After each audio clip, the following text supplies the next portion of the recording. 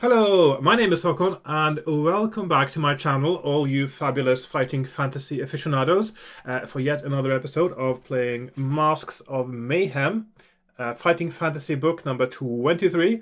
Quite a thin book, and it did feel perhaps like the writing doesn't flesh things out as much as I would have liked. It doesn't feel like I get so much meat on the bones in the narrative. It doesn't, yeah. So I'll still have to, it remains to be seen whether it will make a big difference to the overall experience when I've played it more, but at the moment I'm not sure I really like it so much for that reason, because I've got a bit spoiled now with some books that have quite good sort of we're quite good at dragging you into the narrative and making you feel more part of it. And this one, I'm feeling a little bit detached so far. Right, I've also got my cup of tea. And as you might see, it's not so bright today. At the moment, it is cloudy. It's still summer, though. You can hear a lawnmower.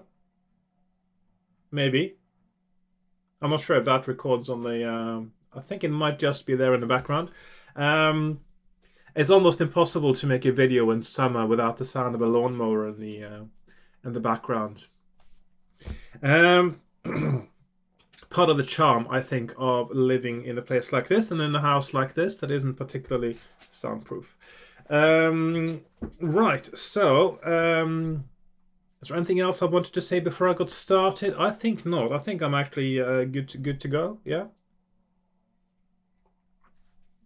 Right, so let's get started. Oh, yes, one more thing, by the way.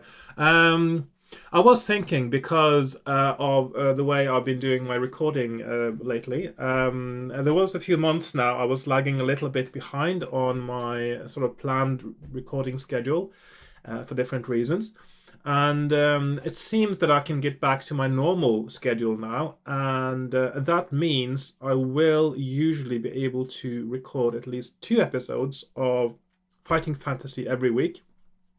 What I have been doing the last few weeks is that I've spread them out a bit, so that I've published 1 a week, even if I recorded 2. Just to make sure that there are no huge gaps between episodes. But it looks like I might be able to go back to my earlier schedule that I used to have when I published 2 Fighting Fantasy episodes a week. So now the plan is to do, I think it's Tuesdays and Fridays, Fighting Fantasy Fridays, I suppose. I think that's going to be the new rhythm of it, and hopefully I'll be able to maintain that. 1 episode a week is, I don't think, that doesn't feel enough to me. I think 2 episodes is good, because I do want to get through all these books. Oops, sorry, wrong side. You know how when you're on Zoom or other chats, the video image of yourself is usually mirrored, so that you know what is left and what is right. See what I did? The thing is that because you're used to seeing yourself in the mirror, and you're used to sort of doing things relative to a mirror, but of course now, in my video viewer, it is the right way around. And so when I want to point at something on behind me, I sort of do the mirror thing, and sort of I want to point at my green spines up there, and of course they're not there on the other side, because I get the right way around image on my screen. So yeah, so if I'm pointing in the wrong direction when I'm trying to show something in the background, that's because it's not mirrored on my screen. Okay, enough jabbering. Let's get started. Boom. Okay. Here we are on my desk. Got my supplies ready, got my book, my character sheet to be, got my map from last time. Relatively linear looking at the moment. Got my pens, pencil, and dice. So, and of course, most importantly, perhaps, my cup of tea. Oh. I also got a Jakeman's lozenge, which is something I do. Sometimes in the mornings, my voice is a little bit somehow, because I get a bit mucusy during the night. And sometimes I have a Jakeman's before I start making my videos. I was thinking of taking this one before I started recording, but I decided I was probably going to be fine without it. So if I feel I need it later, I'll have to have a little break for a Jakeman's break. Okay. Right, let's get started. So we have, let's see, this is the one from last time. So we have skill, stamina, luck. Am I focusing properly now? Let's just check. Yeah. I have provisions starting with 10, and gold we're actually starting with 0 here, it looks like, which is unusual. But I'm starting with a potion, but I'll see what my abilities are before I decide on which one to go for. So skill is a reasonably acceptable 10. Stamina is 17. Luck, I'm going to reroll the 1, and that is also 10. And with those stats, I'm going to go with a potion of strength, which is should probably have been called potion of stamina. I'm going to call it potion of stamina, which gives me 1 dose of recovering all my stamina points up to the initial score. And I might need that. So let's get started. That's our first sheet there. Okay, so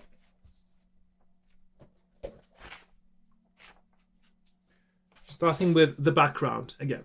So you are the just and noble ruler of Arion in northeast Cool. Your people prosper and the land flourishes, but trouble is brewing. One day your court wizard Ivar summons you. Though you are the ruler, he is your equal because of his knowledge of sorcery. Each of you relies on the other for the governing of the land, but you can never quite overcome a suspicion of anyone involved in the sorcerous arts.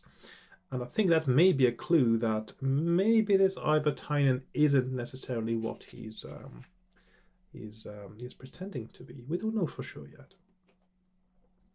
Ivar comes straight to the point. You have heard, of course, of Morgana, the sorceress whose abode is the 5 peaks of Krill Garnash in the northern mountains.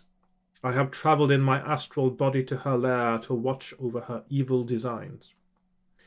There are 12 forms, the sigils which hold the keys of power over all things.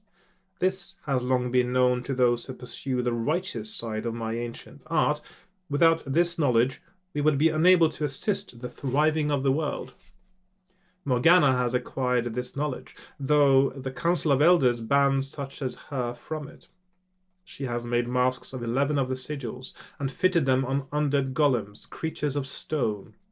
She lacks only the 12th, which binds the others together and makes them effective.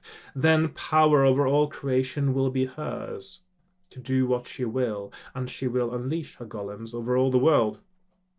They will be irresistible, because they will be the essence of all things, and nothing can resist its essence.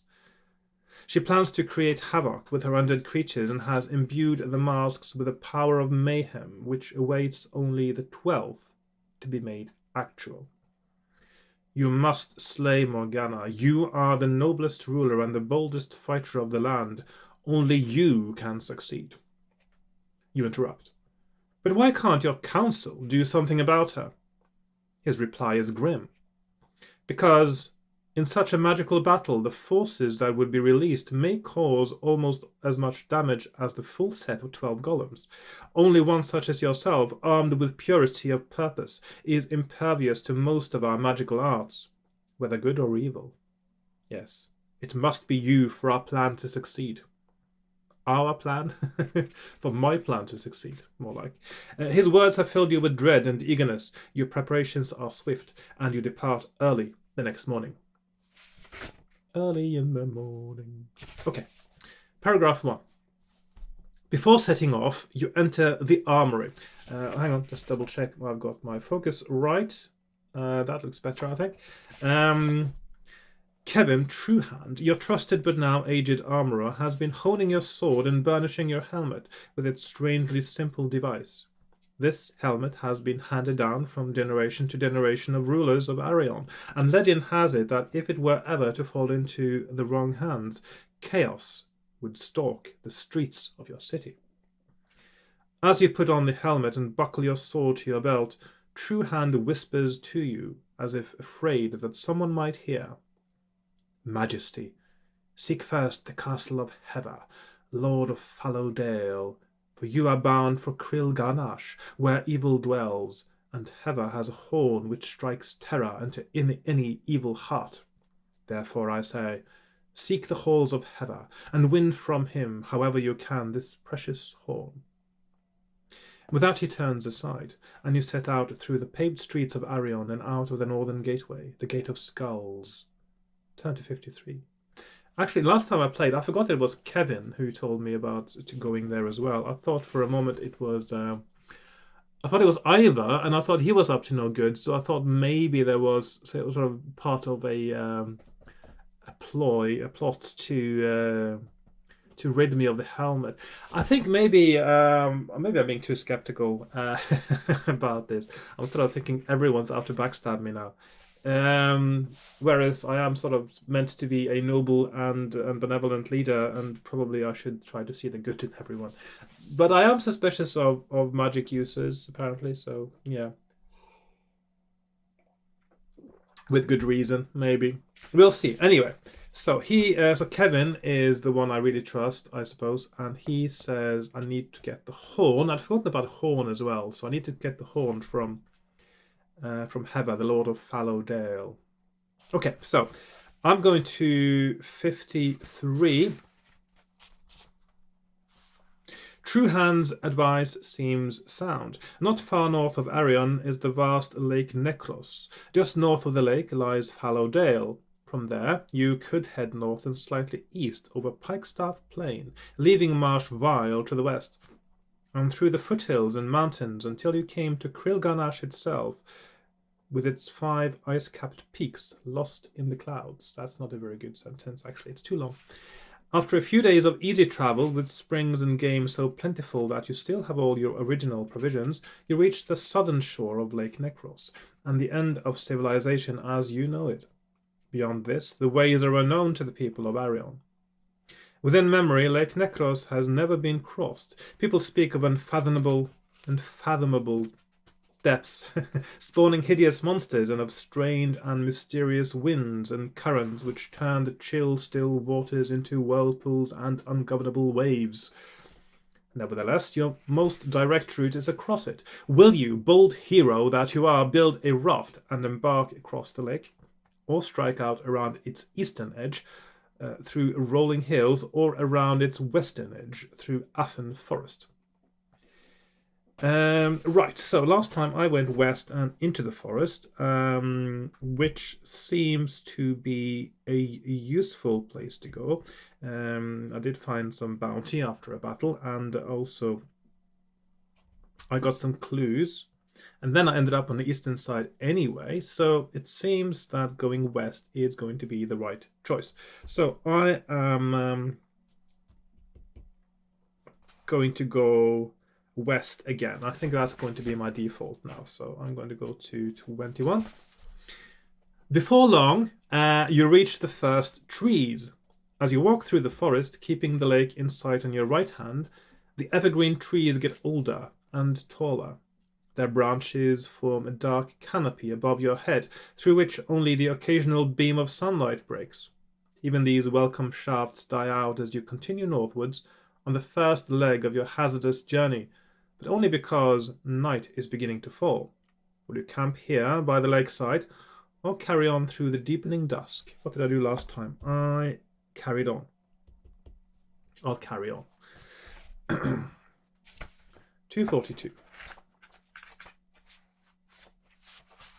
Will you keep close to the lake, where the trees are thinner and the bank offers a crude path, or turn slightly west into the depths of the forest? I'm always a bit skeptical about these sort of dark lakes where there are tentacled monsters lurking, because I remember what happened in Lord of the Rings when they were close to that lake edge near the mines of Moria. So I'm always a bit sort of skeptical about that.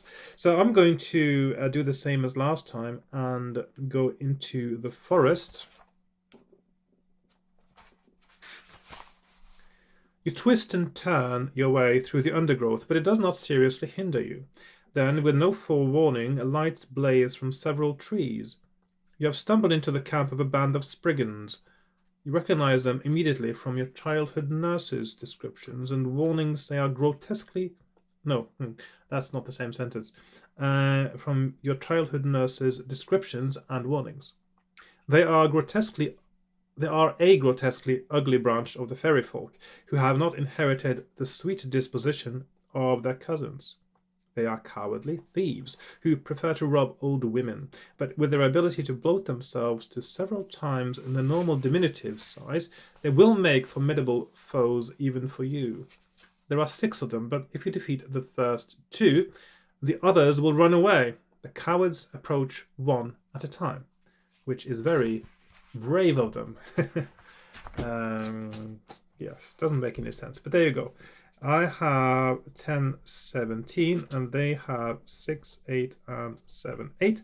First one, I've got a 4 skill point advantage. He rolls 8, I roll 6, 11, 12. Going well. He rolls a 2, I don't need to roll my own. He rolls 11 again, I roll 7, which is a draw.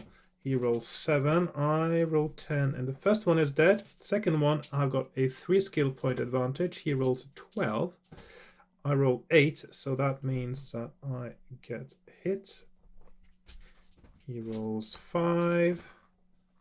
It's down to 6. He rolls 4. Oh, that means I didn't need to roll for myself, but there you go. He rolls 3, don't need to roll. He rolls 7, I roll 7, and he is also dead. And my stamina is down to 15.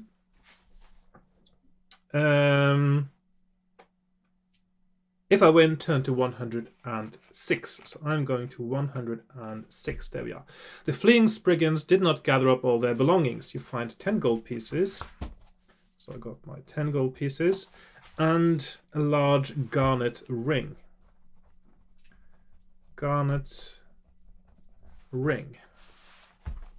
Seems to be lots of garnets going around in. Have you noticed how there are lots of garnets in fantasy?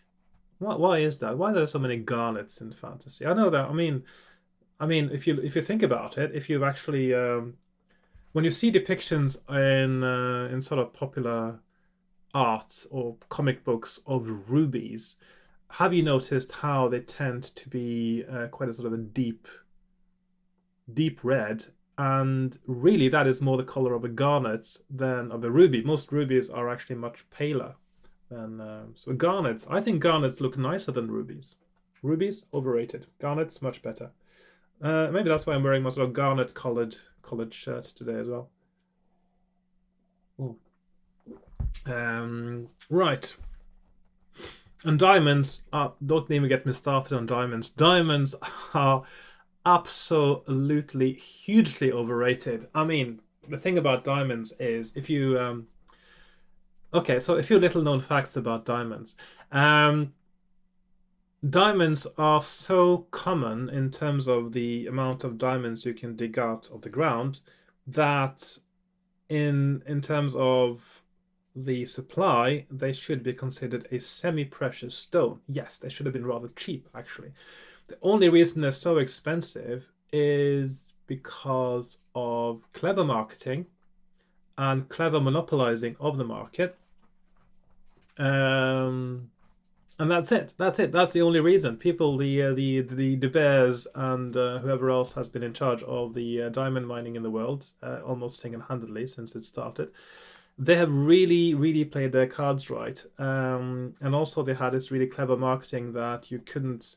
they were the ones who invented the concept of the engagement ring as something that needed a diamond. And also, they also came up very cleverly as well as part of the same campaign to make sure that they would sort of remind people that you couldn't sell your engagement ring. You couldn't give it to someone else. You couldn't buy one second hand. You shouldn't buy one second hand. It had to be a new one, and it had to be a diamond. Um, and so yeah, it's quite clever actually. It's quite clever. I was one time when I was on a holiday. I was on sort of one of those bus tour, see lots of things in a very short time kind of holidays, which was quite an experience. The schedule was harsh, but yeah, it was great fun. And one of the things we did, we passed through Amsterdam and we went to a showroom in one of the diamond shops there, and they showed us diamonds and things. And apparently, there was one time the tour guide, he had so many good anecdotes and stories. There was one time somebody had managed to sort of sneak in. This was quite early on in the tour, so everyone didn't know everyone yet. And somebody had managed to sort of sneak in with the party and steal loads of diamonds and managed to get away as well, which is quite an achievement actually, because there was sort of one person standing by each diamond tray and stuff. Maybe the security was a little bit more lax. So, and of course they had video camera footage and stuff, but the video cameras, they're quite high up. And so this person who had been stealing them had made sure to sort of always keep her head quite low. She was a lady. And also afterwards, just outside the place, they found a wig and the clothes that she had been sort of her coat as well, that she was wearing in the security cameras. So she'd been wearing a wig, so she didn't show her natural hair either. So they didn't know who to look for actually afterwards, and it was very hard to get a description of her. So I don't think they actually managed to catch her. At least I don't. It wasn't part of the story that they did. Anyway, yes, diamonds completely overrated. Should have been a semi-precious stone. Not as nice as a garnet. Anyway, there we are. Right, I've been babbling now. Sorry, babbling. Garnet. Yes. Right. Where am I? Yes, we Yes, you find 10 gold pieces, large garnet ring, but nothing else of value. The Spriggans had evidently been a thieving party. You decide to spend what remains of the night in the welcome light of the Spriggans' magical lamps, which will disappear at full light, but until then, you reckon, will keep any further hostile creatures at bay. In fact, the time does pass quietly. In the morning, with mist from the lake drifting between the trees, you discover two paths, both heading roughly north. Will you take the northwest path or the northeast path? Last time I went northeast and I lost some stamina, but I think that's just because of you just lose stamina quite easily. I'm going to do the northwest path this time. Nothing seems that maybe they'll merge again quite quickly. It is possible. So I'm going to go and see if there's something else exciting to be found there. So reduce stamina by 2 points if you have not eaten while in the forest. That is fine. 13. Okay. The route you are taking shortly offers you a choice between two paths. Again, if you take the one which disappears into the trees to the northwest, turn to 263. If you take the one which winds between the trees in a northeasterly direction, turn to 82. And I see that none of those numbers are on my map already, which means maybe I should think of putting one there and one there. So that is 82 or 263. So that's northwest or northeast. Try go northwest again. Try to explore the part of the forest that I haven't been to. So I'm going to go 263.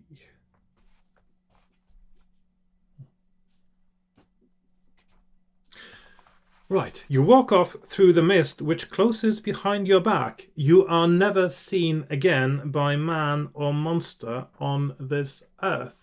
That is actually an insta-death, and it doesn't make any sense because where was the mist? The mist wasn't mentioned before. I was following a path. Why couldn't I go back? Why would I get lost? It doesn't make any sense whatsoever.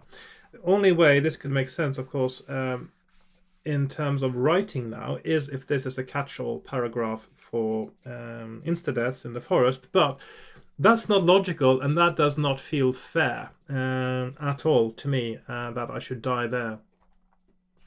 So, yeah, I mean, sometimes you get across this in these fighting fantasy books, don't you, where it doesn't seem right that they should die, and this is one of the worst I've seen, to be honest. You know, and I don't know if there's a word in English for this, or a good expression. You know, when something happens and you feel it isn't fair, and you want to express that you will not admit to having lost, for instance, because it wasn't fair, or if somebody else didn't play by the rules, or somebody else cheated, etc., etc. So you don't want to admit defeat. And in my, I'm not sure if there's a proper word for it in Norwegian either, but in my local dialect, where I'm from, in Bergen in Norway, there is actually a word for it, and that is beliter. So you have the expression, so usually use it in the negative, because usually you use the word, or you only use the word when you don't want to admit defeat because something wasn't fair, which is what it sort of means. So you would say, jeg beliter meg ikke. So I don't beliter myself. Yeah, so that we do have, in fact, so obviously it's something that you need to express more often in Bergen than other places. I don't know. Do people not play as fair in Bergen as other places? So you need to express your being treated unfairly? Do we have a stronger sense of fairness than other people? I don't know. It's a bit of a mystery. So I see this paragraph now, and jeg beliter meg ikke, and I want to go back and make another choice, and I'm going to go the other way. So I'm going to go to 82. Right. Oh, okay. So the remainder of the journey to Fallow Dale. So this is quite a shortcut, actually, past. That's a bit weird. You go one direction and you wander off into the mist and you die. And the other one, you suddenly, whoosh, you are way, way, way past everything here. And that means I'm probably missing an essential item, because last time I found the scepter. I'm not sure I like this structure of book, because now this, yeah, no. That doesn't look right to me. Anyway, the remainder of the journey to Fallow Dale is uneventful, apart from the occasional skirmish with a wild beast. Hang on, did I not see this one before, though? 82. Hang on. I just felt I'd seen something like this before. I think it was just a similarly worded paragraph somewhere. Anyway. The remainder of the journey to Fallow Dale is uneventful, apart from the occasional skirmish with a wild beast. At one point, you are convinced that you see a saber-toothed tiger. No such thing, of course, so you're just imagining that. They were saber-toothed cats, not tigers. One of my pet peeves, I have to point that out. You see a saber-toothed tiger slinking through the trees, but by luck, or because the beast was not hungry or didn't exist at all, it does not come near you. You keep getting lost in the forest, and the journey takes longer than it should. You run out of provisions a day before breaking out of the forest.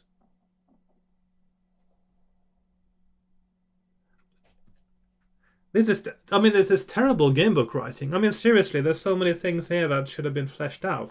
So you have this tiny, tiny, tiny, tiny book, and you have all these things that happen, and you're not actually given any choices. You're not allowed to turn back. That is not good. I mean, linguistically, the writing is fine. It's just that as a narrative, it doesn't work. Okay. The journey takes longer than it should. You run out of provisions a day before breaking out of the forest. So I've used all my provisions. I was in the forest. I could have hunted game. I was able to do it before I was in the forest. And finding fallow dale spread out before you. Reduce your stamina score by 3 points for weakness, then turn to 178. That is ridiculous. Okay. 178. So where is 178? Is that something I already have? Maybe 178 should be on my map somewhere, shouldn't it? Or not? Seeing if I can find it now.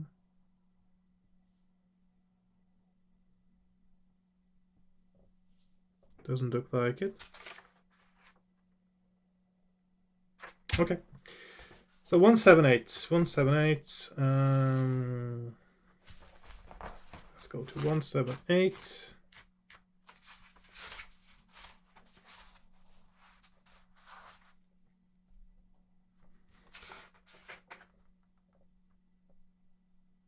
Is that 178 there? I'm just hang on. Let's start to see if my my squiggly writing, if that actually is a 178 I've already got there. Yes, that is 178. It just looked a bit wonky there. So this means that I can also get to 178 now from paragraph 82. So that is 178, and that is PTO, page turn over there. And my camera just stopped as I was doing this because I got so preoccupied with trying to figure out where I was. Right, so that means that I skip all this bit here and I go straight here. So this obviously cannot be the right path, but I'm going to keep going now because I'm still trying to figure out what's going on other places. And even though I'm quite sure that I need to get the scepter I got last time, and that this is definitely the wrong path, I still use this opportunity to do some more surveying, I could say, more cartographic surveying of the lay of the land and the structure of this slightly strangely structured book. So 178, as you descend into Fallowdale, make sure my focus is on the right place. Yeah. As you descend into Fallowdale, you recall what you know about the place. Several villages are located there, and the population is a mixture of human and other intelligent species. The villages are bound into a loose federation under a single overlord who occupies a fortified castle in the middle of the dale. And I think this is time for a sip of tea.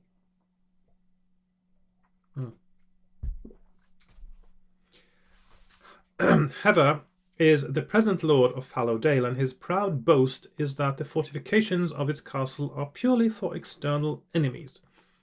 His villagers live at peace with one another and with him. Apart from this, that's a strange thing to... Why would he even point it out? It's like saying, oh, look, hey, look, everyone, I got a nuclear weapon. It's not, it's because I'm peaceful and it's for external enemies, not for you. I don't know, it's just a bit weird thing to point out, isn't it? Right. Apart from this, you have little reliable knowledge. The people of Arion never travel far from their familiar world, and certainly not as far as Fallowdale. And few traders have passed from Heather's land to yours. You can see the castle a few kilometers away. Your route could take you through a village, or you could bypass the village by crossing a large ploughed field. I know that if I go through the village, there is a chance to regain 2 stamina. Of course, I've used all my provisions now because this book is just weird. So there's also a healer, actually. Yeah, okay, so maybe I'll try going through the village then. So I'm going to go through the village. I'll check out the healer, actually. That might be interesting. There are few people out in the street. An old woman weaving baskets outside her front door eyes you curiously. And the blacksmith, a hulking man with at least a few pints of troll blood in his veins, stops working while you pass. Will you go into the village inn, or are you so badly hurt and wounded that you ask the blacksmith for the way to the local healer?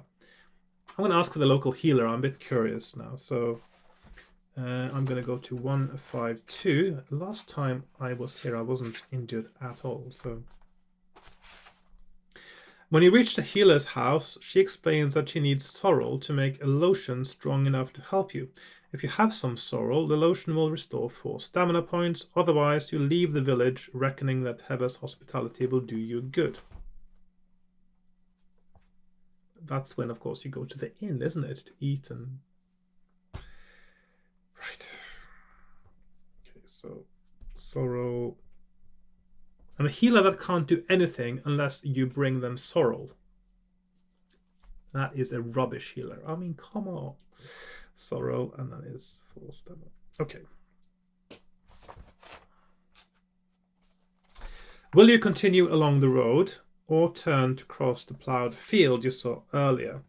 So if I go on the road, I get into fisticuffs, literally, apparently, with some people who just suddenly appear out of nowhere with no logical rhyme or reason, or across the field. So I'm going to go across the field this time. See if that is different. 396. When you reach the far side of the field, you stop to remove the mud which is stuck to your boots and is weighing them down. Mud stuck to boots doesn't weigh them down much at all, does it? When you look up from your task, you find the farmer glowering at you. By his side are 2 snarling Caligarian ridgebacks, half dog, half wolf, highly intelligent killers. No doubt you could take all 3 of them on, but you don't want to offend Heva by harming any of his people. So when the farmer rages at you for trampling over his newly seeded field, you offer to pay for any damage you may have caused. Will you offer 2 gold pieces, Tolumbara, or a copper nugget? Okay, there's 3 options. There's a few things here, obviously, that I've missed both this time and last time. I know there's a sorrel you can find. I know that you can find a Tolumbara, and I know you can find a copper nugget. So there are 3 things I know about now that I haven't seen. Anyway, I'm going to put these 3 options up here.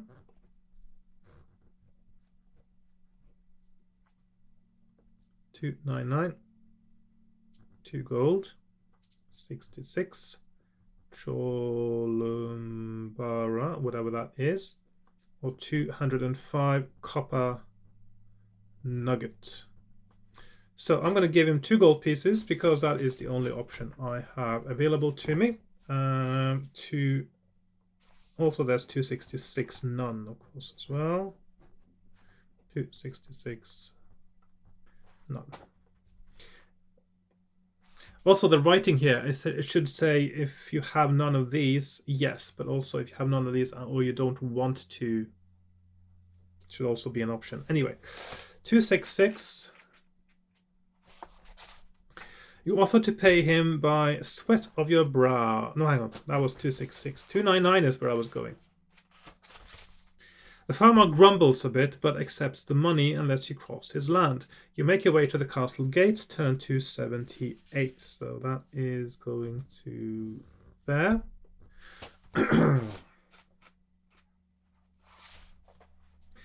It is evening when you reach the gates. 2 dwarf guards ask your business, then show you inside to a sparsely furnished waiting room. One of them returns before long. My Lord Heva is dining, he says, and asks whether you will join him. Will you accept and go straight away, or ask to be shown to your room first? Right, so I'm going to... I know that if I go to my room, there are going to be these pygmy orcs there. So, and I'm going to go to dinner first. Go to 42. I'm going to need the stamina. You enter the feast room. Seated at the table is a strange assortment of creatures. Humans rub shoulders with elves. Birdmen are talking with dwarf warriors. There is even a friendly giant, tucking into half a roasted ox. But over them all, a lord of his own domain sits Heva, to whom anger and merriment are equally pleasing. That's a strange way to describe someone. To whom anger and merriment are equally pleasing. You are led to the high table where the place of honor at Heather's right hand has been kept free for you. You are welcome, cousin, booms Heather, for so I think I may address you. Be seated and forget your tiresome journey for the hours that you pass here. Why don't I have your things taken up to your room? If you accept, you retain your sword, but your other belongings are taken away by the guard who ushered you into the Great Hall. I'm not going to do that because they get stolen. I'm going to decline. 389.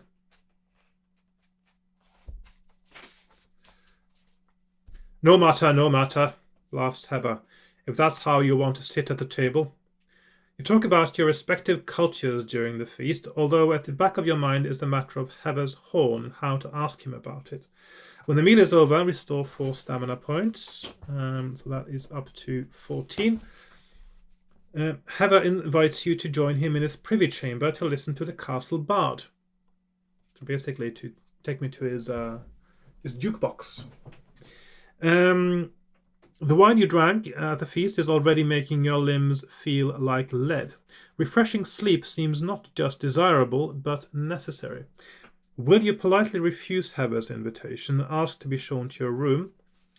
Or will you go with him? So I get 4 stamina points. And then we have 2 options. So let's see, like so. So 26 room or 184 bard. Now I still need the horn though, so I'm going to go with him. Oh, somebody, James Boba, has been very busy with his tick marks. I don't know if that meant to be that's where you're supposed to go. I don't know. You and Heather continue the small talk of the table for a while until you are joined by the bard. He is a young man branded on the forehead with the traditional mark of his kind, so that wherever he may roam in civilized lands, he will be treated as a sacred guest. So basically you get a tattoo saying you are a bard, so people will treat you nicely. So what if I'm not a bard and I want to be treated as a sacred guest? Do I get a tattoo?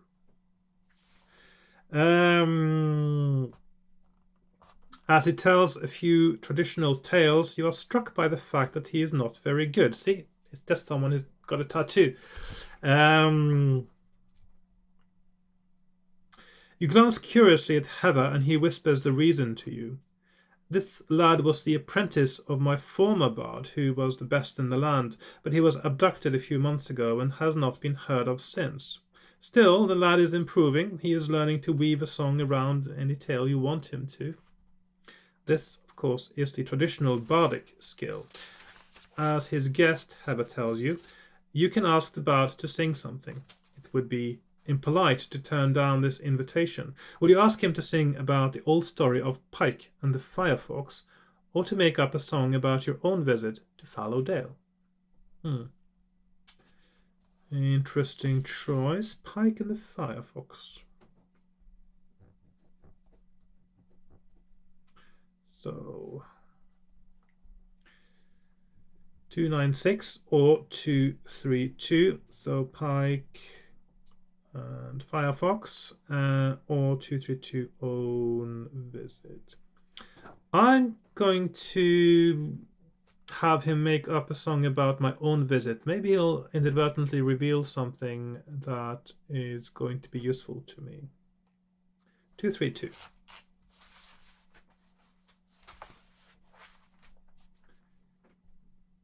The bard stumbles and hesitates a bit, but manages to concoct a short epic, consisting mainly of entirely fanciful episodes about a trip to Fallow Dale from Arion.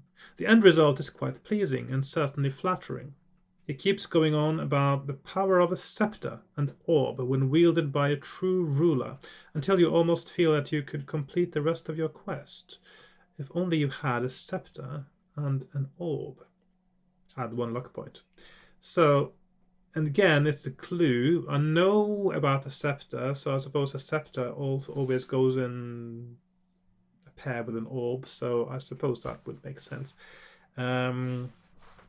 So I've got 2 indications now for the same thing. I need to get the scepter and I need to get the orb. I don't have a lock point to be added, so let's see, +1 lock and clue, scepter and orb. So basically, these items of power, I mean, of course, scepter and orb are sort of the symbols of royalty, isn't it? So they will also have some kind of magical power, I presume, as well. Afterwards, you go to bed, it says. So go to 26. So going to do like that.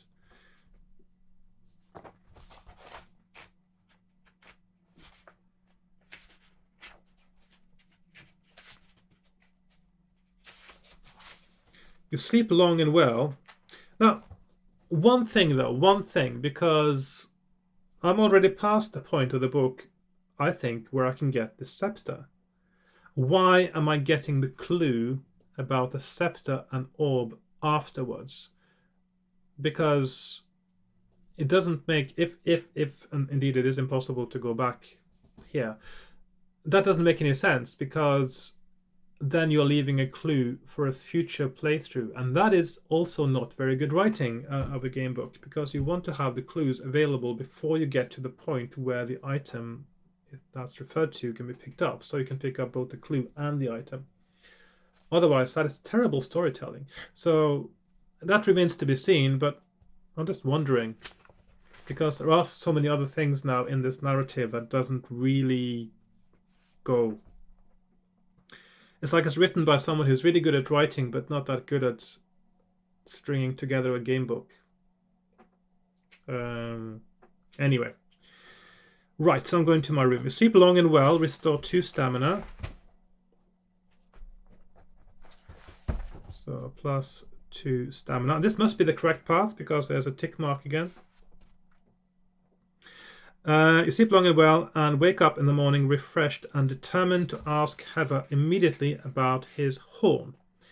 You find him in the privy chamber. He has shown himself to be both friendly and trustworthy, so you tell him about your quest and explain how useful his fabled horn would be.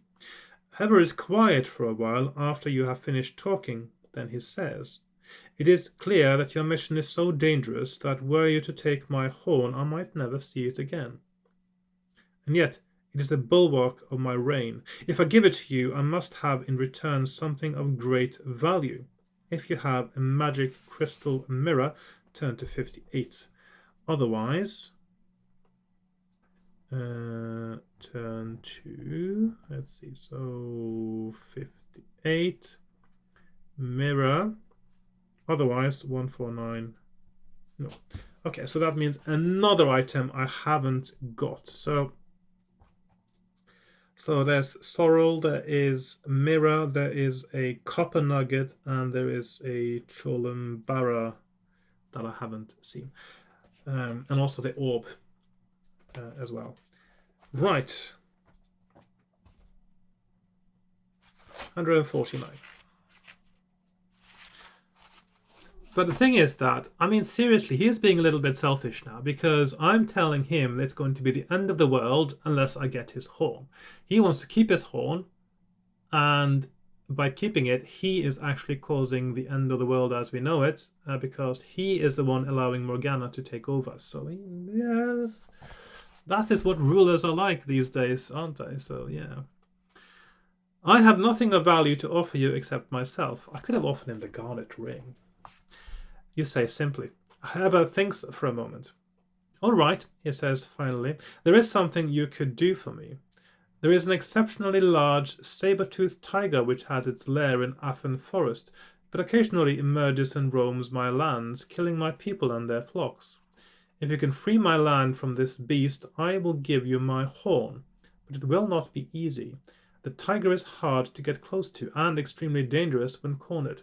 Will you accept the test or not? I have no choice, do I? Saber-toothed cat, saber-toothed cat. 83, not 240. Yes. Right.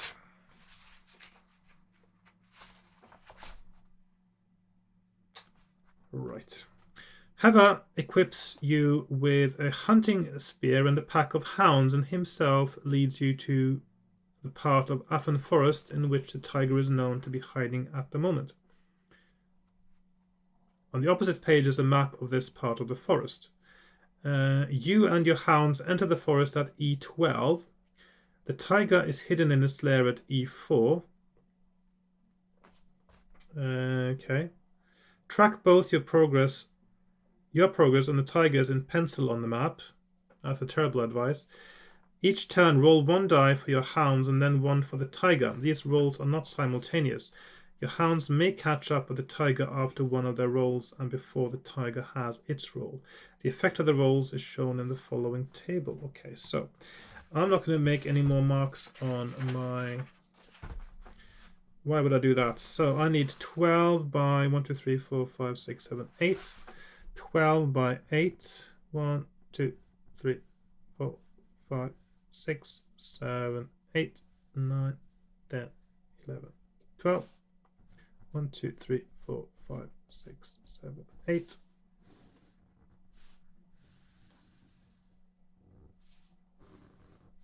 Because the map is not important, it's the grid that is important, it looks like.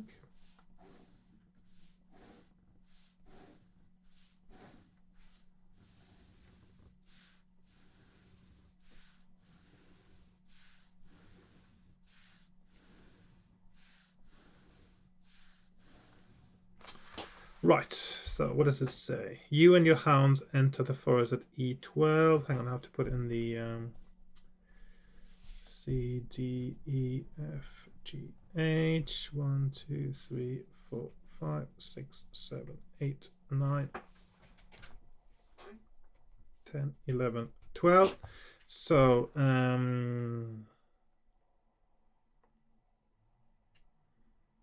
I am at E12, so that is me. I'll just put a circle there. The tiger is at E4. I'll put a cross.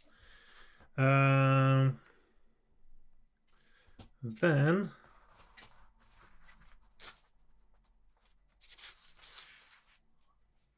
here's this. Okay. You have 8 dice rolls to catch up with the tiger. Okay. Right.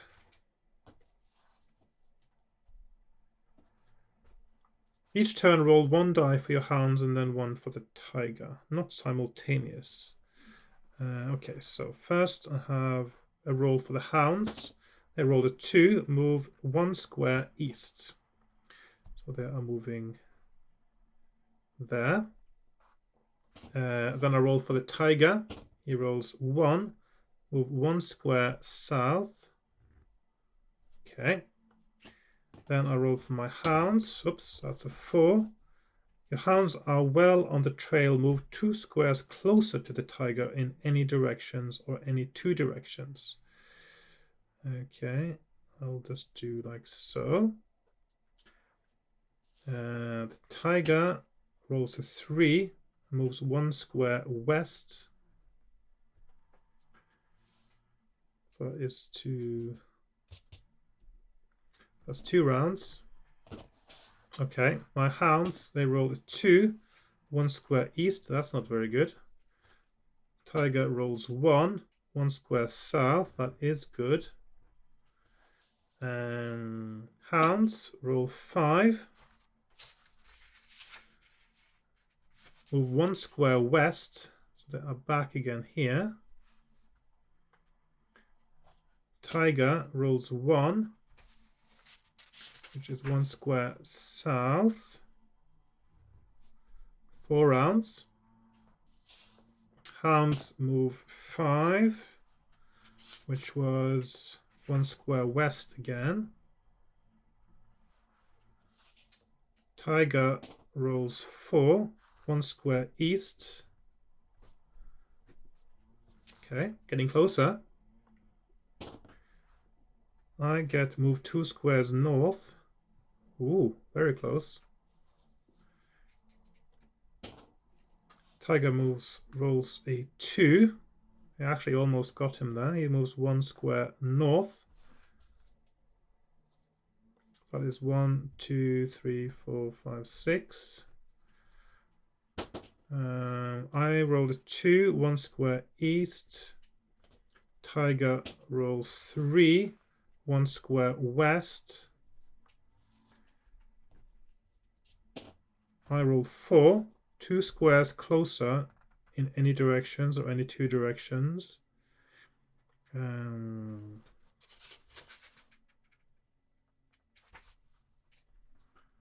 Let's see. So I'll move like so in that case. Or maybe I should go 1, 2. I'll go to that corner there. Tiger rolls 1 and moves 1 square south. But that was round 8. 1, 2, 3, 4, 5, 6, 7, 8. Yeah. Very close. If you have not done so in 8 rolls, or if the tiger moves off the grid map, then it has escaped, turned to 177. If within 8 rolls your hounds reach any of the 8 squares surrounding the one where the tiger is located. Oh, okay, so I have actually managed to do that. And also, if you ever land on C9, something happens as well. Okay, so that is a special one. Okay, so I did actually manage to do that. So that means I'm going to 371. I thought I had to get to the same square. So where's my map? Where's my map? There we are. 370. Where are we? 246. Yes. This is 246.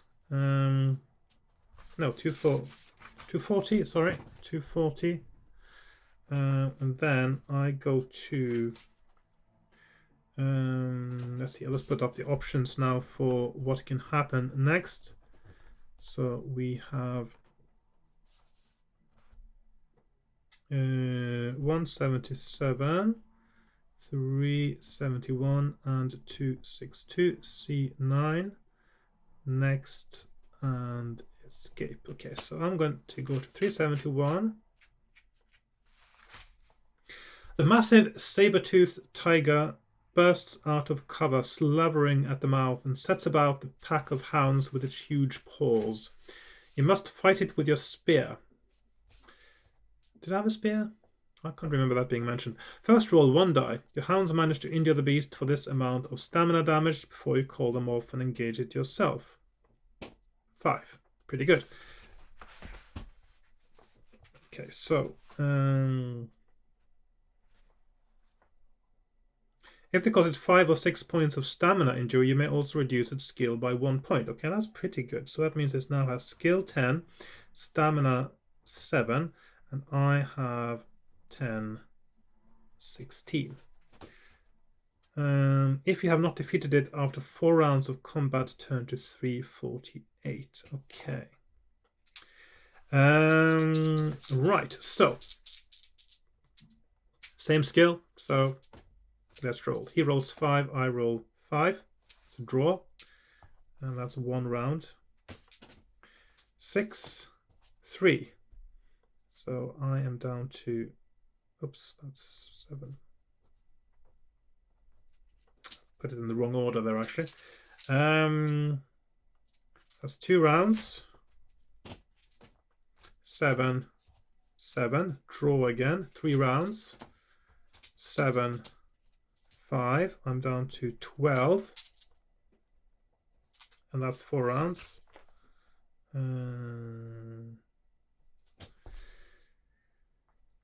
So I'm going to 348. Let's see. So options here are 177, 348, and 333. 348, 4 rounds. 333 win. 348.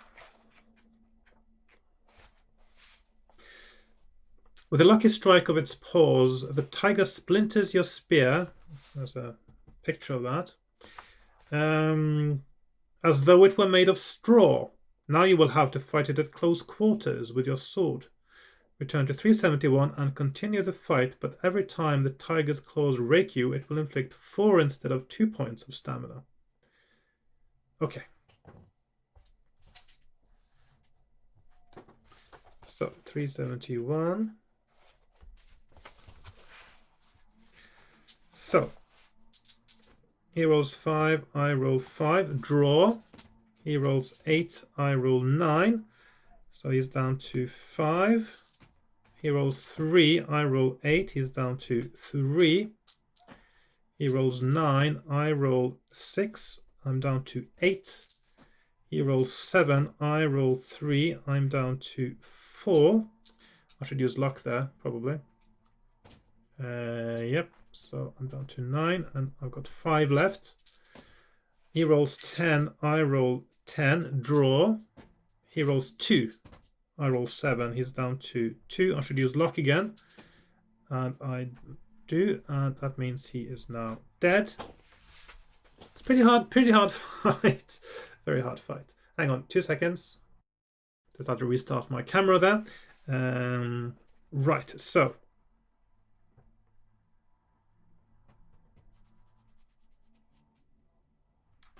So 333 is where I'm going for having won the fight. You decide to take a set of the tiger's claws as a memento of this epic battle. Tiger's claws. Then you return to where Heather is waiting with his village headman at the edge of the forest. The blue sky, the pennants fluttering in the breeze, and the sound of skylarks high above well match your elation at your victory. Heather is delighted with your success. You have proven yourself worthy to carry the horn of Heather, he says. Let us return to the castle to celebrate. Add 2 luck points. Luck plus 2, which is what I just used. Very good. The celebrations continue well into the next day. The mead and medlar wine flow freely. You have to put up with a long procession of local dignitaries, each of whom wants to hear your story and thank you. Still, you gained 3 stamina points as you prepare to leave. Hang on, let's see. I was down to 5, so that means I am up to 8. As you prepare to leave the castle, Heather presents you with a horn. It looks just like an ordinary ram's horn, but it came from a yachar, a horned demon, and hence has power of demonic as well as mortal evil. You hang it securely around your neck so that it is available to you as your sword. If you sound this horn, you may reduce any opponent's skill by 1 unless the book tells you otherwise. You hang it securely around your neck so that it is available to you as your sword. If you sound this horn, you may reduce any opponent's skill by 1. Okay, so basically,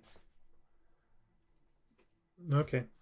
Does it give me an option, or it just means all opponents from now on get skill -1? That's what it sounds like. Horn, and let's call it horn +1 in that case. In my usual sort of way of expressing how magical items work, I write down the bonus it gives me in combat. So 384. 384.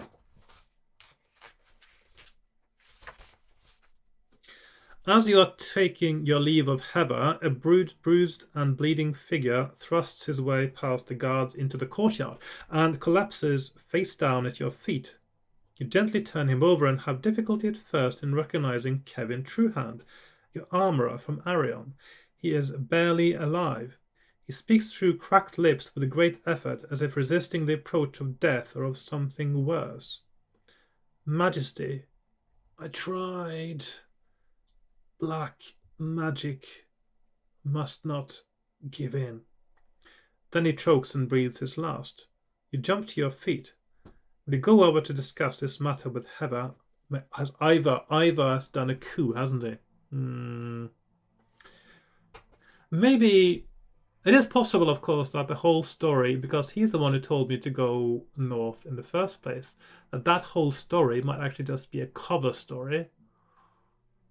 He is the one who's got the Masks of Mayhem. He is the one who's using evil magic, and he wants to take over the kingdom. Maybe. Will you go over to discuss this matter with Heather or stay thinking about it yourself? Turn to 281. Let's see. 93. Oh. Whatever the case is, this is quite interesting. So, Heather or 281, I think. I'm going to talk to Heather about it.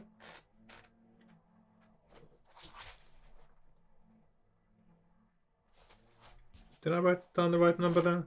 I can't have written down the right number. Will you go over to discuss this matter with Heather? Turn to 93.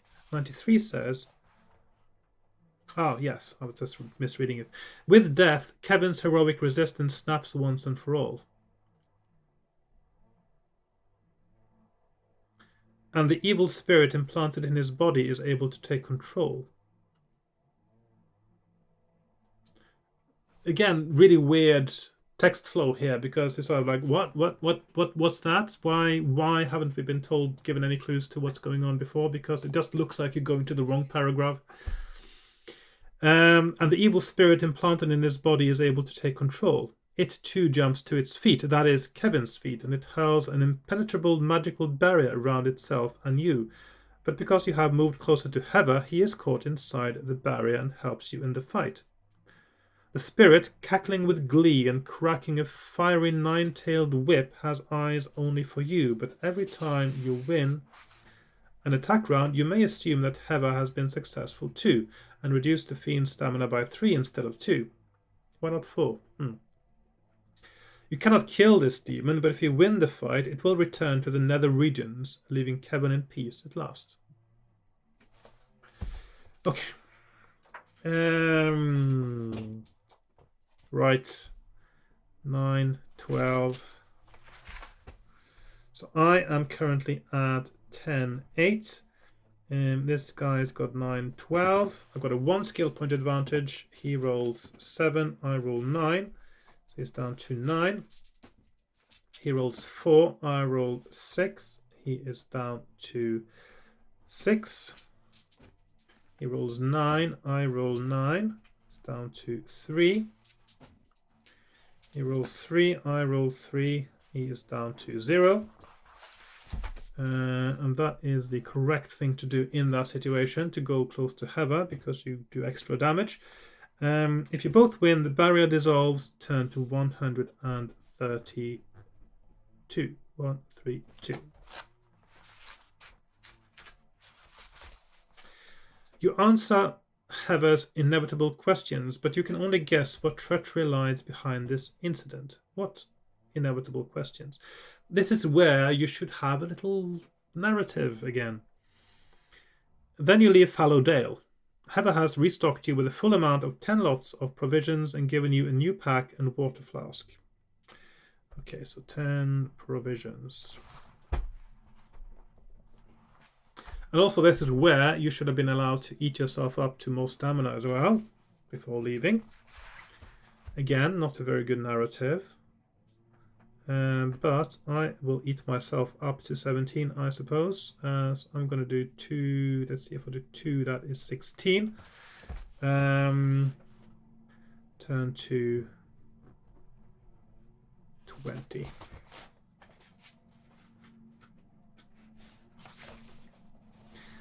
After half a day's travel through the chest-high grass of Pikestaff Plain, nothing more exciting has... So... Now, I mean, Kevin is coming. He has been possessed by some kind of demon.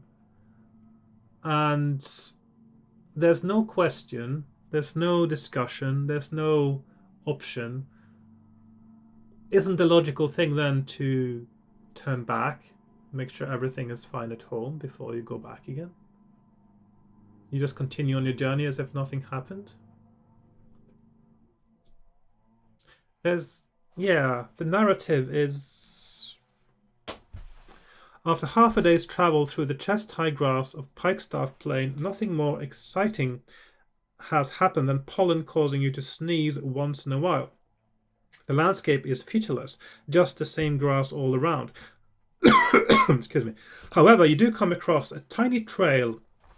It is no more than 15 centimeters wide and therefore hard to spot among the stems, but it is a definite trail, running dead straight from southwest to northeast. Will you ignore it and carry on more or less due north, or wait by it? No, I think I'm going to do a new page now. This is sort of a new section of the book, so I'm going to go to 20 here.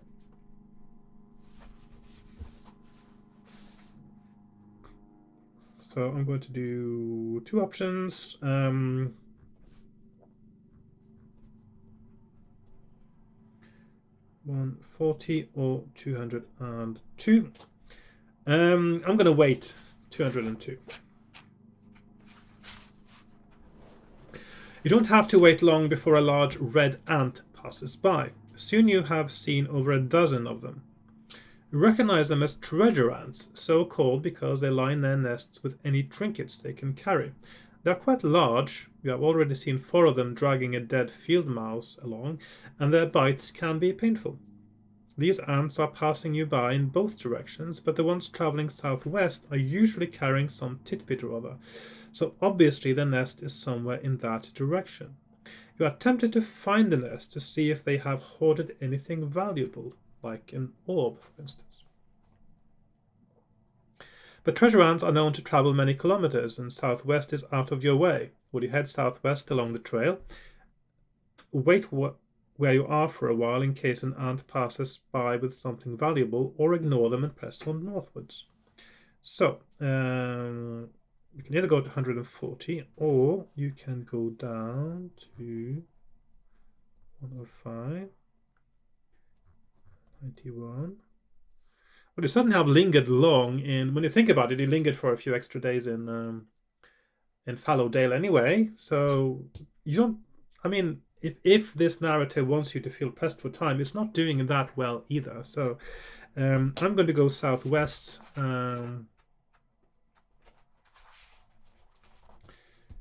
After a couple of hours, the ant traffic has not noticeably increased, and you haven't seen no sign of the nest or anything being carried along that is more valuable than a rusty nail.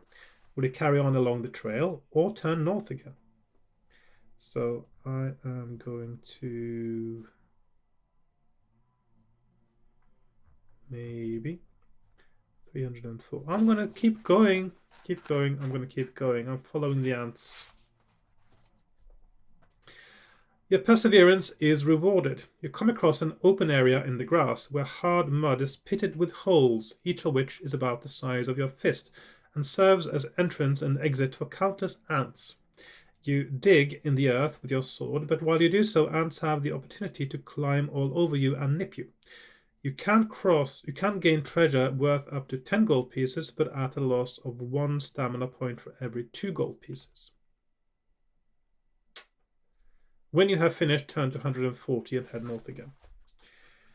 Okay, so basically this is the bank. You can exchange 2 stamina for a gold piece. Oh, yeah. Or 1 stamina for 2 gold pieces, rather. So, let's see. So 1, 2 stamina equals 1 gold piece. I'm not going to do that. So I'm going to go north again, 140.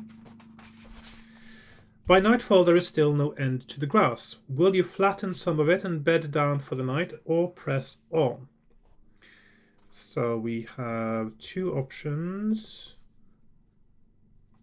34, press on, or to bed. I'm going to bed down for the night. During the night, field mice burrow into your pack and eat 2 lots of your provisions. So provisions are down to, hang on, I reduced my luck instead of provisions earlier because they were both 10, so I looked at the wrong number. Okay, so 6 provisions left. Bed minus 2 provisions. At daybreak, you carry on northwards, and another day's travel brings you to the end of the grass. The landscape facing you is moorland, dotted with rocks and shrubs and crisscrossed by numerous streams and rivers. After another night's rest, you carry on. Turn to 68. I'm suddenly doing 2 nights in one go. And resting without getting stamina back.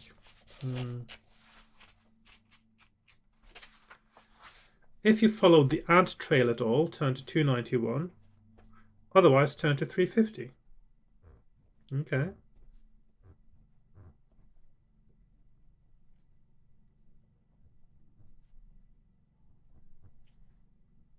I'm still wondering what the relevance of that might be.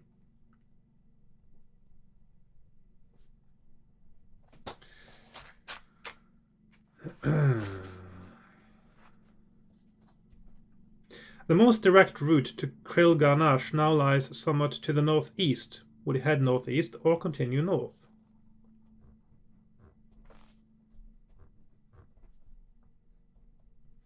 So we have 2, 4, 3 north or 55 northeast.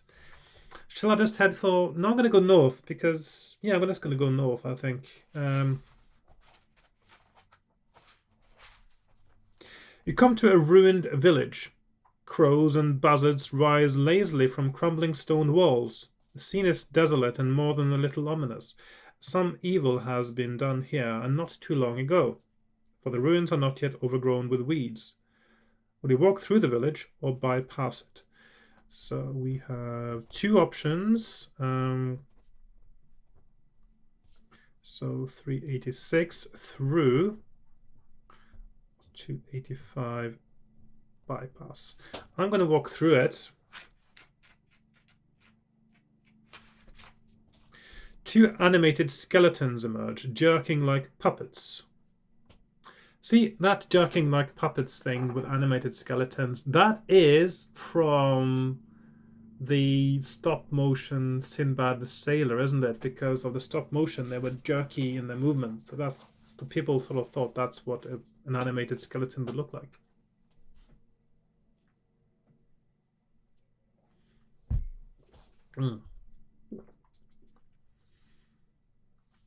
They attack you simultaneously with their cutlasses, but fortunately they are rather uncoordinated. Choose one to attack and use the normal combat rules against it. The other may wound you, so it's normal normal multi-combat thing. Okay, so I am currently on 10, 16. These ones are 5, 8 and 5, 7. So I want to start with the one that is 5, 8. I've got a 5 skill point advantage. He rolls 6, I roll 8, so he's down to 6. The other one attacks me. 10, and I defend myself with 9. Second round, 8 and 7. Second skeleton attacks, I defend successfully. 10, 8, 6, 9. 5, 8. First skeleton is deader than before. Second one, 8, 7. Yeah. Then I'm trying to injure the second skeleton. He rolls 7, I roll 7. 4, I don't need to roll for myself there. 10, 5, that is a draw. 9, 8, 6, and 11. And he is also deader than he was before. 6, 5, 8, 5, 7. If you win, you may take a bejeweled choker. So let's see, so choker. Which one of the skeletons was wearing? So a bejeweled choker. Will you then continue north through the village, or weave through the village in a northeasterly direction in order to get away from it as soon as possible. Okay, so we have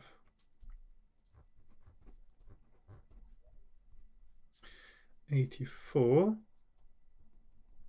north or 214 northeast. I'm going to go north.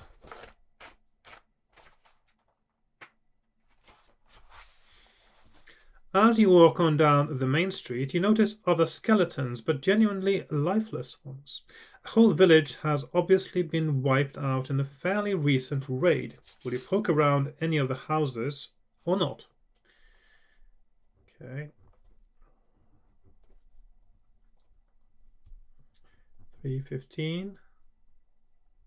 Houses, 56. Not. Well, there must be something important here, because in the way this book is written, a lot of pointless things are just sort of quickly brushed off. So yeah, I'm going to have a look around 315. You find nothing of interest except that right in the middle of the garden of the largest house, a black-shafted spear is stuck into the ground. A blood-red M is sewn onto the black flag, which flutters from the end of the spear. This is clearly some kind of challenge from Morgana. Would you grasp the spear to pluck it out of the ground, or leave it and carry on, either north through the village, or northeast away from it? So, okay. 3, so 11, 3, 2, 3, spear, northeast. I'm going to go for the spear. Might be a bad idea, but there you go. As soon as you take hold of the spear, your hand is stuck to it. A vision materializes beside you of Morgana herself. Excellent, she cries. Glad to see you on your way. Our little plan is working well. Don't worry, I won't kill you. Yet. But here's a foretaste of my power. The vision raises her hands and curses you. Lose 2 luck points. Let's see. Do not do that. -2 luck. Then Morgana disappears and you can remove your hand from the spear. You break the spear across your thigh. Would you now carry on north through the village? Or 323, or let's see, 56. -2 luck. So that is down to 8.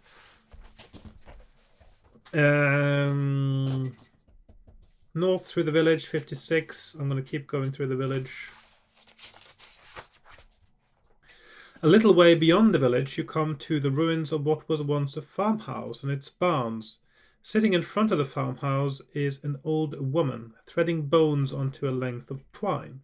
She is mumbling to herself and hasn't noticed you yet.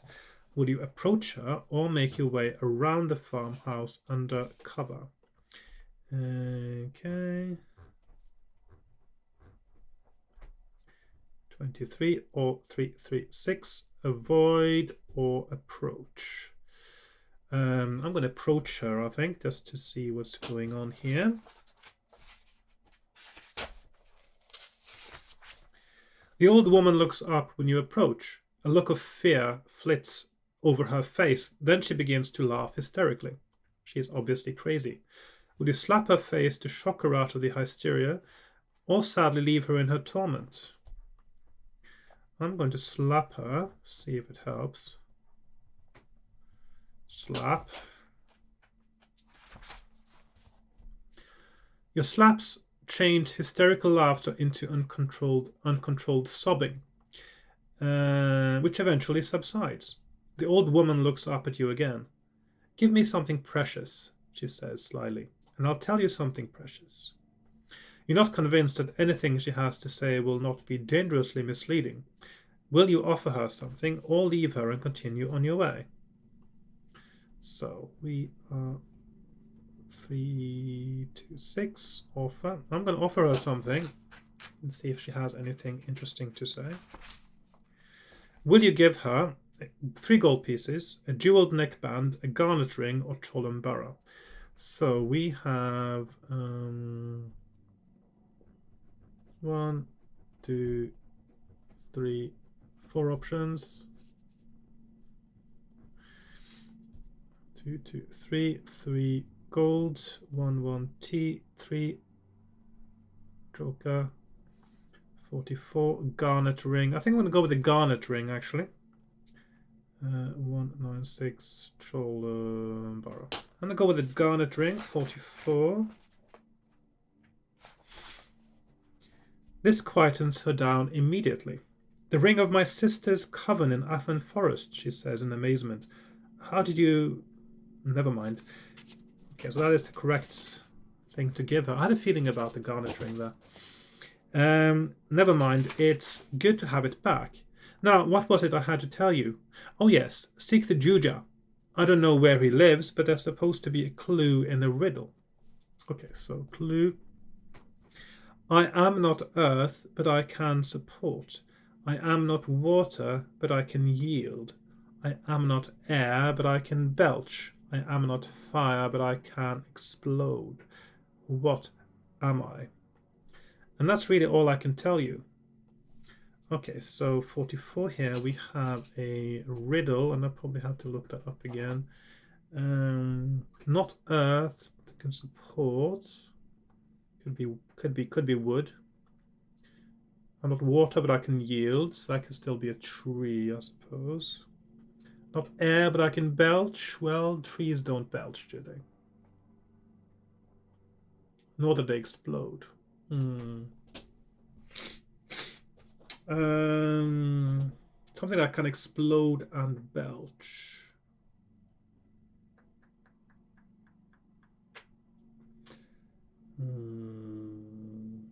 Can't think of it yet, but I'll maybe something else will happen and I will recognize the clue there. Right, so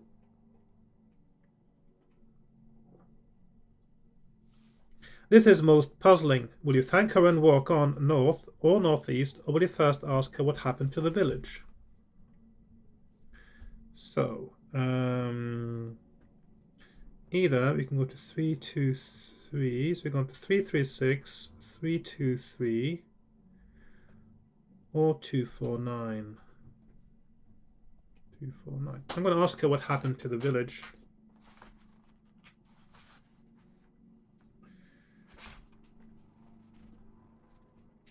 Your question triggers another attack of hysteria. All you can gather is that she came, the she-devil, took my husband. He was the farmer. Okay. Then you leave her, hoping she will find peace. Would you head north or northeast? So,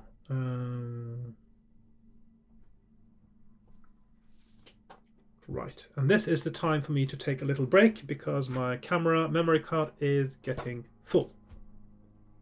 Boom. Okay, so we are back again in the room. Let's see. And I was, where was I? I had just done the riddle. I was going to 3, 3. Let's see. And I had decided to go north. So 3, 3, 6. Let's put these things in the right order now. No serious obstacles present themselves for quite a while. The streams are either small enough to jump or shallow enough to wade. The land is covered in heather or bilberry shrubs, which often make the going awkward, but by no means impossible, and provide some food. In the later afternoon on the second day after leaving the grass, you come across a strange sight in such surroundings. A gaily painted caravan is being drawn by a water buffalo heading west. A robust old man is sitting on the seat of the caravan. The reins hang limply in his hands, and he doesn't seem very concerned about where the caravan goes. The posts and the pots and pans strung up around the caravan clash and clang as it passes over the rough terrain. A sign on the side reads, Canches, alchemist and trader. You call out and Countess stops the caravan. The buffalo immediately begins to target some coarse grass. Countess offers to sell you some of his homemade wares. If you have money and want to see what he's got, remember this paragraph number and turn to 80. If you have no money, you can either pass the time of day and then continue north, turn to 13, or attack the alchemist to try to steal his goods. Is that even an option? You are supposed to be the most goody two-shoes person in the land, and you are given the option to kill a trader to steal his stuff. OMG. That is so out of character that should... I mean, when you were approaching Fallow Dale, you were told that, oh, you shouldn't attack the... You didn't want to anger the Lord by attacking his subjects. And now you're given this as an option.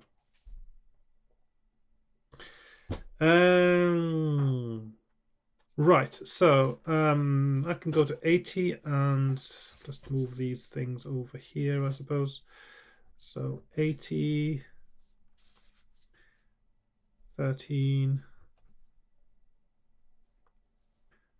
185. By north attack. So I'm going to check what it's got for sale. Some of the alchemist's wares are of interest to you. A potion of luck for 3 gold pieces, which will restore luck to its initial level, so not a super luck potion. A potion of healing for 5 gold pieces, which will restore up to 6 stamina points. A cloak of temporary invisibility, 10 gold pieces, don't have enough of that. Antifreeze potion. Boots of agility.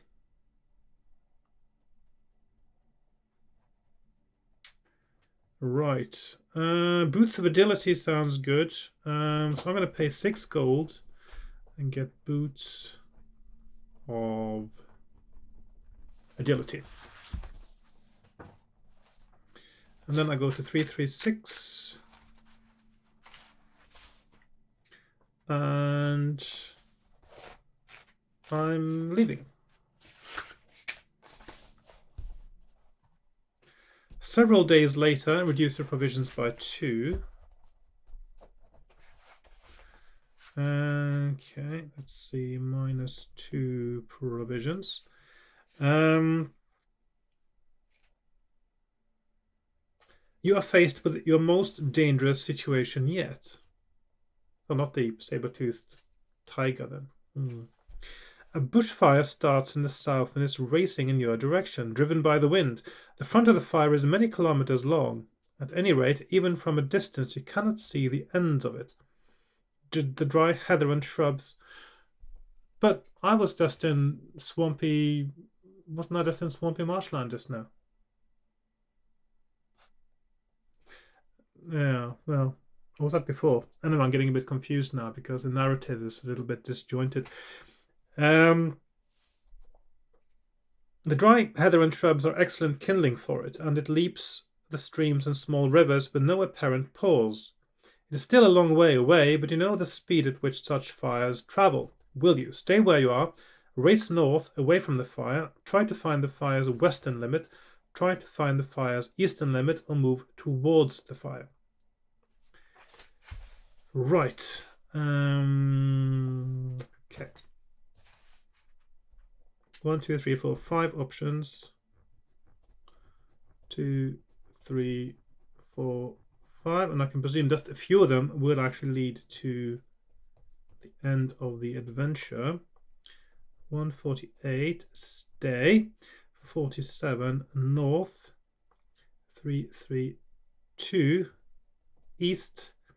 62, west, or 221, towards. I'm going to try to find the eastern limit, I think, of the... oh, I put down the wrong... eastern limit of the fire by going to 62.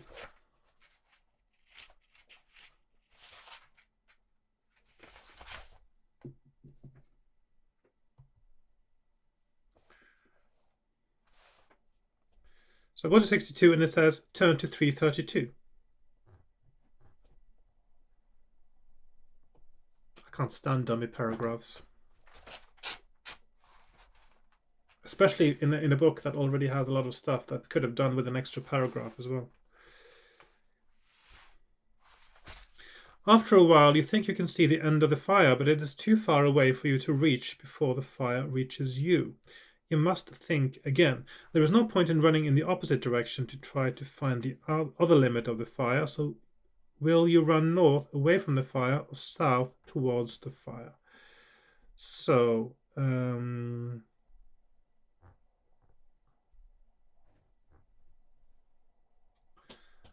run towards the fire.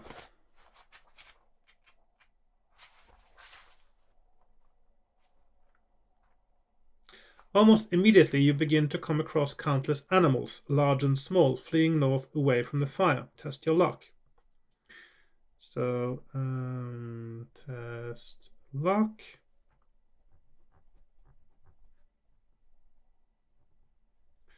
And 7 lucky. 191 unlucky. Okay, my luck is at 8. I roll 6. Luck goes down to 7, and I go to paragraph 7. You are bowled over in the rush and narrowly miss knocking your head against a rock. Will you now carry on south towards the fire or go north with the animals? Well, going south is probably a bad idea, isn't it? 288. I'll just go north then. Only a few kilometers north you find an impassable canyon. There is no bridge here across its span of several hundred meters, and the sides are too steep to climb. Animals fleeing the fire are jumping over.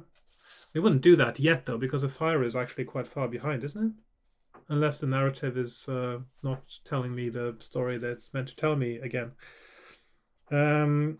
Jumping over or being pushed by other beasts to their deaths in the shallow river at the bottom of the gorge, about half a kilometer below.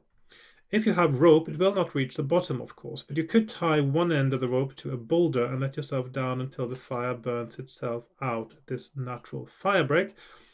Alternatively, you could run along the edge of the cliff to the west, turn to 278, or east 134, hoping to find some way down or across, or you could race away from the cliff and towards the fire again.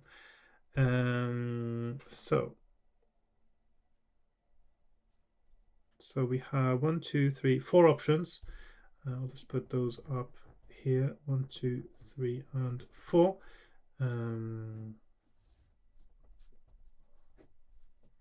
So we have 90, 278, 134, or 359.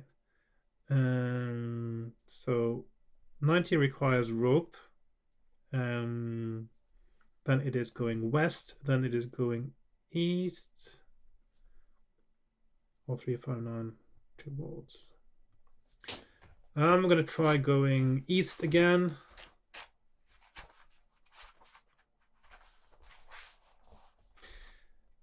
In the hour or so which it takes for the fire to reach you, you have found no way out of your predicament. You die a quick but agonizing death. That wasn't a very quick death. It was actually very agonizing because so many paragraphs are now devoted to this fire that could have better been devoted to creating a more engaging narrative and better flow of the narrative. Instead, you now have 1, 2, 3, 4, 5, 6, 7, 8, 9, 10, 11, 12, 13, 14, at least 14 paragraphs devoted just to getting away from a fire. And that is the end of today's playing. Right, so there we have it. That is the end. I forgot to put it down on my map there as well. I went east, didn't I? The end. And I still don't know quite what to make of this book, because it feels like it is, I mean, the language is reasonably well written, but the flow is all over the place. The narrative structure is weird. It's, I don't know. It just feels a bit disjointed.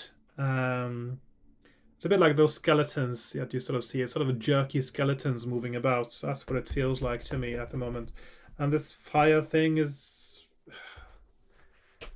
I don't know. It just doesn't feel very well thought out, to be honest. It's almost like if you imagine somebody came up with the idea for the tiger hunt and the forest fire, and then they thought we need some other game to go around this, because to make it a game book. Yeah, anyway, I'm still going to keep playing this a bit longer unless it gets too annoying. But at the moment, this is actually one of my lowest ranking fighting fantasy books, I must say. Not quite as low as Space Assassin, but it is yeah. I'm not impressed with the narrative structure here at all. Anyway, I still sort of enjoyed playing this, of course. I do. I'm easy to please, what you know. And I'm still wondering what's going to happen and how to solve the puzzle of this book, but it is not going to be one that I will be going back to once I have finished it. So, yeah. Right. The illustrations, by the way, are very nice, though. So yeah, it's nice to see those too. Right, so that concludes my playing for the day, and I hope you enjoyed watching this, even though there were some moments here that were a bit somehow. And I will be looking forward to seeing you again in my next episode. So I'll see you there, and I hope you have a nice day. Goodbye for now. Bye bye.